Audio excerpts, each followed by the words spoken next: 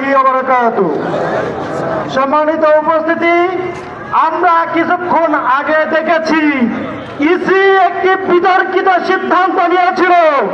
সেখানে ছাত্র জনতা এবং ছাত্র শিবির ইসির সামনে অবস্থান করে সেই সিদ্ধান্ত পাল্টে দিয়েছে।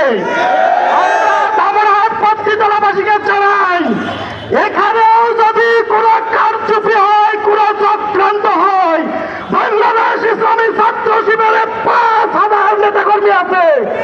আমরা এখানে প্রতিরোধ করে ইঞ্জিনিয়ার এনামুল হককে বিজয়ী করে ঘরে দিব ইনশাআল্লাহ। আপনাদেরকে উদাত্ত আহ্বান জানাই, ধামরাহাট পত্রিতলা নিয়ে কেউ চক্রান্ত করবেন না, কেউ চক্রান্তের দুঃসাহস দেখাবেন না। যদি চক্রান্ত করতে চান, যদি ষড়যন্ত্র করতে চান, আমরা সেই হাত ভেঙে দুর্বল করে দেব। আপনাদেরকে উদাত্ত আহ্বান জানাচ্ছি, আমরা ঘর থেকে বেরিয়ে হয়েছি, বিজয় ছিনিয়ে নিয়ে ঘরে ফিরব ইনশাআল্লাহ। এই কথা বলে আমার সংক্ষিপ্ত কথা এখানে শেষ করছি।